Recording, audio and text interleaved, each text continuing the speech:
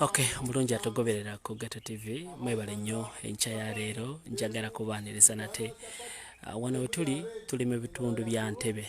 Entebe tuyinawo abakulu abo nga bw'obalaba mu background bali mu meeting yaabwe egenda mu maaso.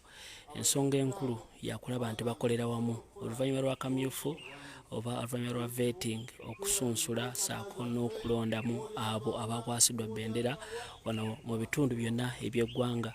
Bo ab'Entebe baagadde babeere ekyokulabirako eri abalala bonna ne basalawo bakolere wamu.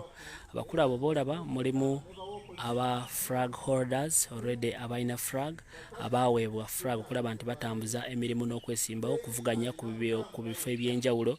Mulimu n'abo abatasobola kubanga bayitamu successfully wabula ensonga enkulu eyisiza meeting eno okulaba nti bakolera wamu bagata amaanyi eri abo flag n'abo abatafuna basobola okugatta ebirowoozo. So olunaku lwaleero wano wendi mu maaso gange ye mwami Kakembo Michael aina bendera ya bwa MP agenda kubanga avuganya n'ebibiina ebirala. Muganda waffe Stewart naye waali tugenda kubanga twogera naye ne mwami Masazi. So njaga tandike ne mwami Kakembo atubulire ekiyisiza meeting eno papasire tufokasinze ku ki era mugenda kubanga mukikwasaganya mutatandikirawo. Neyanzanyo neyanzege amanyi yanga bulijjo nze Ssaalongo Kakembo Mikairi Mbwatekamwa omubaka kati w'ekibuga ky'Entebe owa NUP mu bendabendo lino eri ekibuga ky'Entebe. Njagala okutwala omukisa guno okwebaza management ya Geto TV esobodde okuteeka ku mutimbe ensi yonna ebere ng'etulaba. Wamma naawe awaddeyo obudde ne MBs z'omu abazigula n'okutuula obutuuzi wadde oli ku wireless n'owuliriza oba n'olaba Geto TV naawe njagala okutwala omukisa guno okukwebaza ennyo nnyini ddala. Mwebale emirimu gye mukola struggle bannayuganda abali mu diaspora n'abali mu Uganda ne basojja bonna abali ku ground abalwana olutalo olw'okulaba nga tununula eggwanga lino. Njagala okwebaza nti no mwebale nnyo mwebalire ddala. Nga bwe nakuwadde amannya njagala okukozesa omukisa guno era okwebaza baganda bange be tuvuganyiza mu kalulu kano akabadde akakanayo kyani ne tuvuganya bulungi mu kibuga kino eky'Entebe ate ne bakkiriza. Muganda wange Stewart waali abadde ku social media mwalabe ya postinzeyo nga akkiriza era nga yeebaza era nga asuubiza nti tugenda kubanga tukolera wamu era mu ngeri yemu yennyini ne muto wange Masazi Robert naye yakkiriza n'agamba muganda wange ekibanga bwe kiro ki tugenda kubanga tukolera wamu.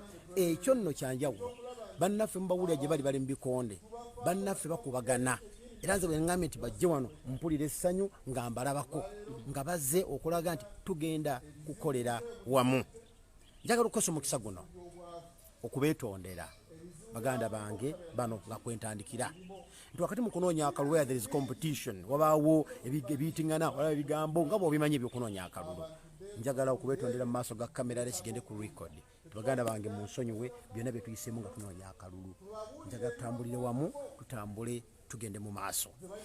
Nga tumaze ekyo era njagala okuddamu okwetondera basooja bannange bonna mu Uganda ne bwerwa Uganda be tubadde tutambula nabo waliwo audio obwafuluma babuwulira bwalina ekigendererwa ekyali ekirala ne mu kaseera kano sijja kuwa any justification for the audio kutundulira akaseera mukyagiramu nasaka musasi mukyagiramu and what was the motive of those audio kyennekkiririzaamu nti zaakosa bangi basooja abali mu Uganda n'abali ebweru wa Uganda abalwanya abalaba nti tukyuse eggwanga lino.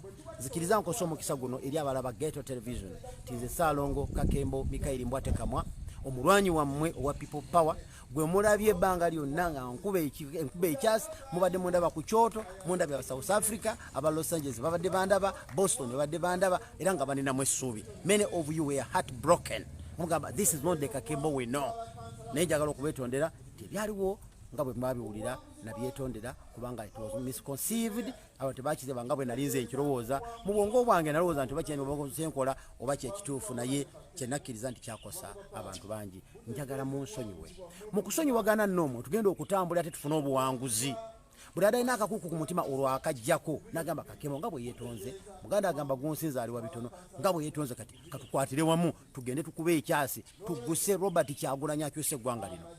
Ffenna tuba tulina ebifo era abantu bagatukalina ebifo naye nze nina okukkiriza nti ffe mirandira gigenda okwanira pulezidenti waffe omulungi byasuubiza eggwanga lino okutuukirira ffe mirandira gye tulina okuba nga tunywedde ku ttaka. njagala okulaba omuti omunene ogugejja ne gunyirira ne gubala ebibala ne gunyirira nnyo naye nga tegulina mirandira migumu era enkuba bw'etonnya empewo bw'ejja gugwa ku ki kakati Bobi Wine oba Robert Kyagulanyi pulezidenti waffe gwe muti omulungi ffe mirandira gino okugenda mu ttaka nze taapuluutu kati ng'omubaka paaliyamenti w'ekibuga kino eky'Entebbe ne mwanyinaze meya w'ekibuga ky'Entebbe Omumbejja Nasuuna bakyamaani b'amagombolola eno saidi zeno ninayo Apostle Kisache saidi zeno ninayo mukulu Kyonoka Achirizi abo be bagenda okuba emirandira okunakwata emirandira gy'abakansala okuva ddala ku byala b'amagombolola okuva ddala ku miruka aba municipality n'abagenda ku zi district egyo gy'emirandira egigenda okunyweza struggle njagala okubasaba buli omu gyali buli mwana kyalina sobola okukola nga kigatta ku struggle tubeegayiridde akikole bw'abanga awulira nti ekyagenda okukola in one way or the other kikosa struggle oba lwe yamunyiiza mu bakandidate abeesimbyewo ku lwa bulungi bwa struggle kana akaseera kakusonyiwa kana akaseera kakusirika netugamba tumale okuggusa ekyaffe bwe namala okuggusa ekyaffe nga tumaze okyusa effugabbi mu ggwanga lino tulikomawo ne twekuba ebikonde byaffe ne kana akaseera kakusonyiwagana reconciliation ekisinga obukulu naku accommodating each other.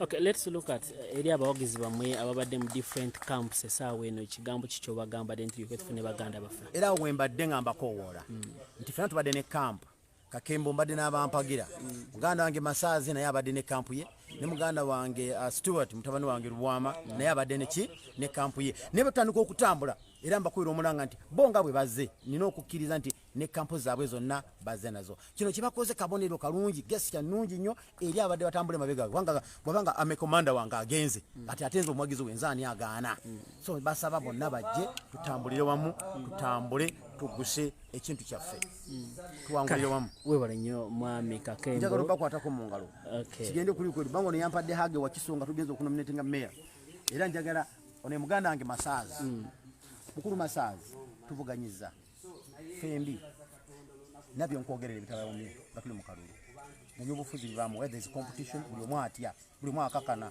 yabinyi byenkogeddeko ebitawomye nenjagala okukwebaza nti wakkiriza nokkiriza tambule wamu kabadde ffene wa Kisonga tunominatinga meya waffe Omumbejja Nasuuna era nenda gwomukomo onekakateze nsanyuse nnyo era nkusuubiza nti nja kuba eddaala naye kwolirinyira okutuusa ebirooto by'omu maaso nkiddamu nja kuba eddaala eddungi gy'oli okutuusa naawe gy'olaga naddala sitwago yaffe eno gye tuyalina okutuusa obulamu bw'Abannayuganda gattako ettofaali tutambulire wamu mutabani wange Stuart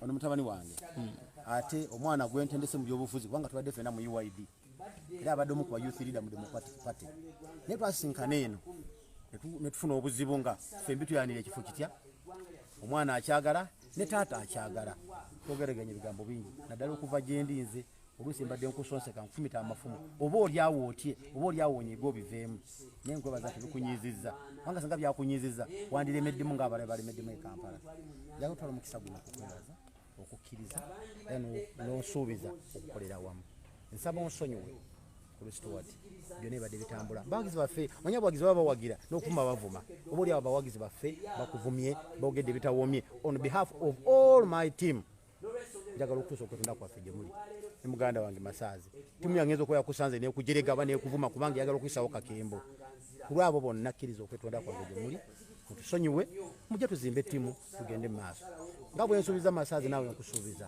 tingenda kuba eddaala eddungi igenda okunyeza NUP mu Ntebe ate naawe lyonaalinnyirako enkya otuuse ebirooto byo mu maaso oweereze ku ggwanga lino nga naawe wenyumiza nti Kakembo yafuuka eddaala kunkozesa kino webale nnyo obuliri ddala kusaba onsonyiwe katulereko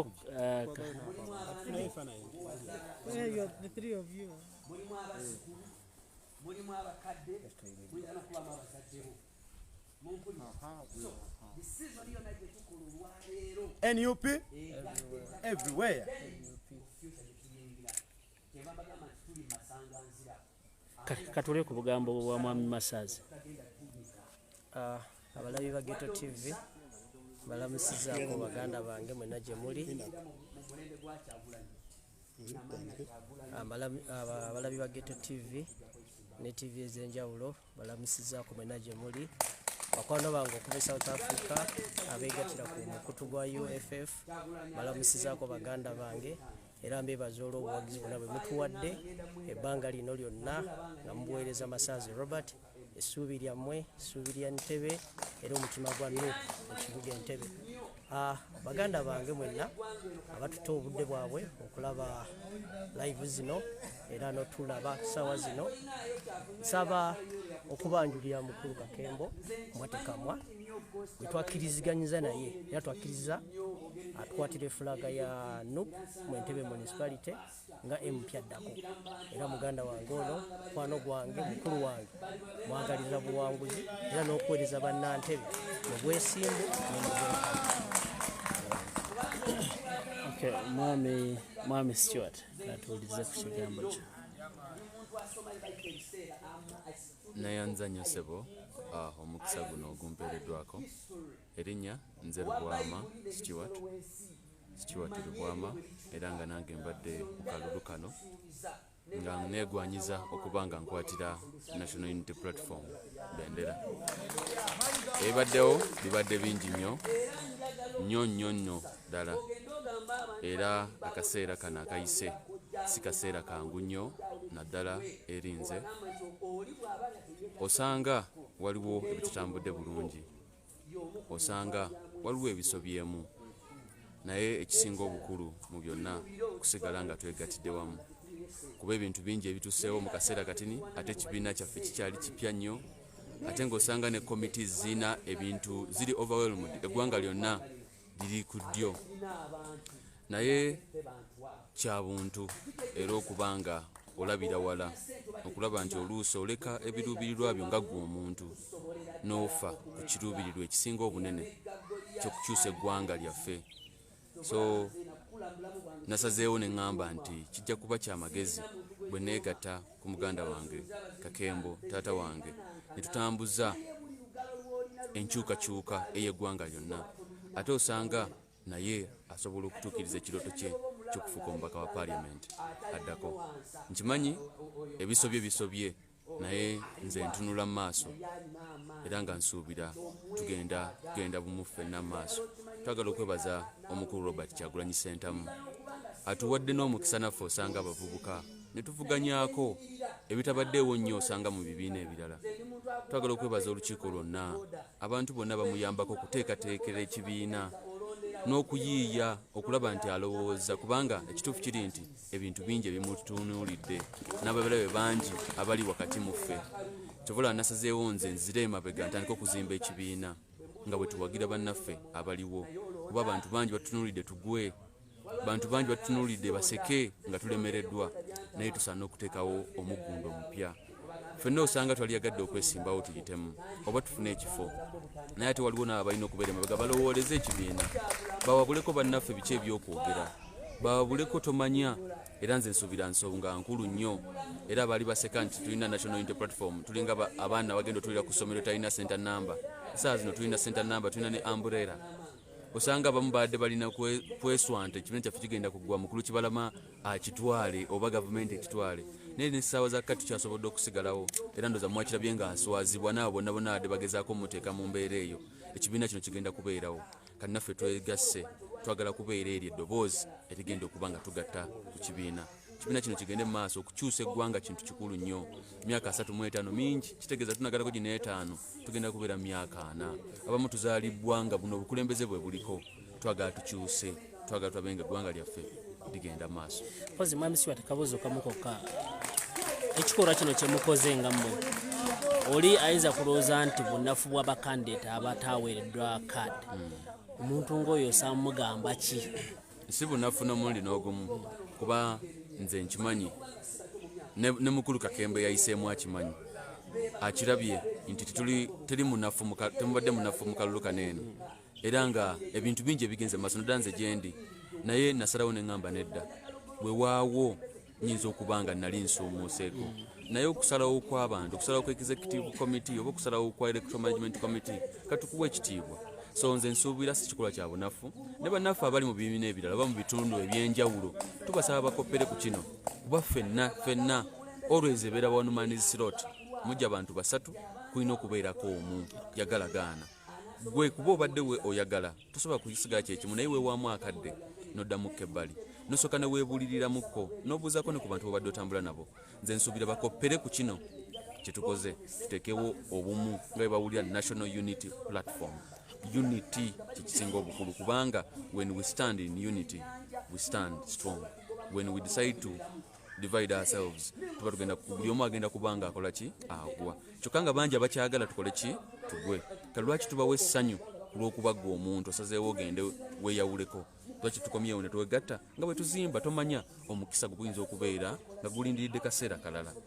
Briefly in English, what has happened here? Why have you accepted to step down for a brother after getting a flag?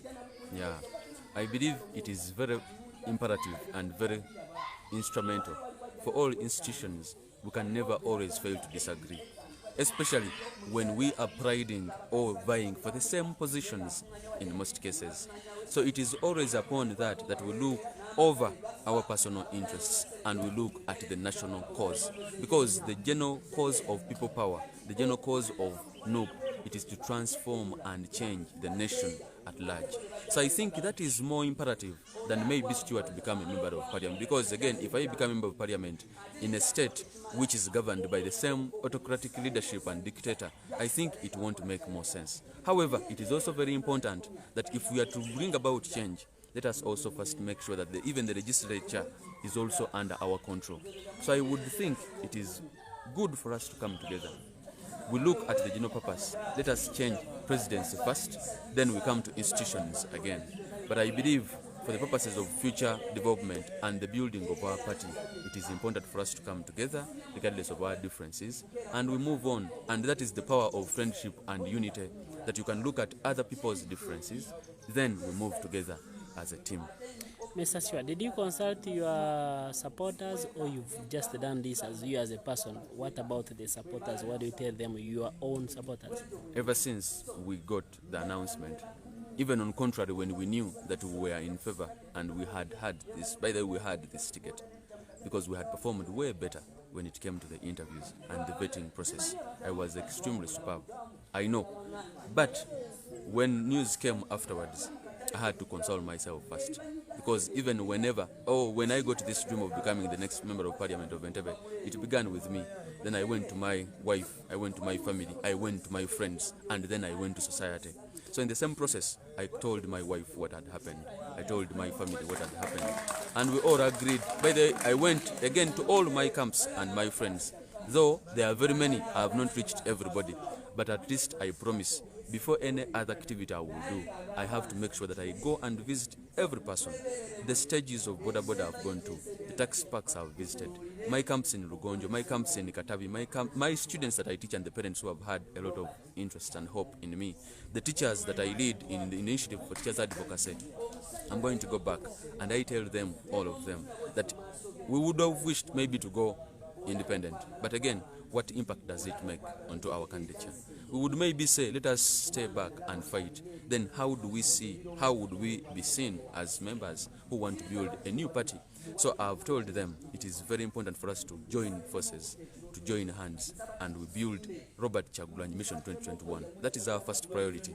Let us build NUP, National Unity Platform, to also stand a chance to see the lights of tomorrow and maybe even more years to come, to build very many other leaders. So from that, I think it's also very good that we also take the leadership of Entebbe. We have a member of parliament of National Unity Platform, the chairman of Division A and B, the councillors, because we believe the new brands and the new leadership that is coming with NUP is coming for a good cause, and a cause that is going to enlighten and change, transform our nation. Okay, thank you. Abagobereza Geto TV nsubira buli kimu temuyina kyemufiiriddwa, ensonga mugirabye meeting ekyagenda mu maaso, naye nga ensonga enkulu nga bwe nkugambye nti bakyagenda mu maaso n'okubanga bezaamu amaanyi bakandidates ab'enjawulo okuva ddala wansi, abaavuganya saako n'abo abayitamu abalala n'abatayitamu lwa struggle eno n'okulaba nti ate babeera n'omukulembeze omu mu 2021. So bingi nnyo bye tugenda kubanga tubatuusaako, temuvaako.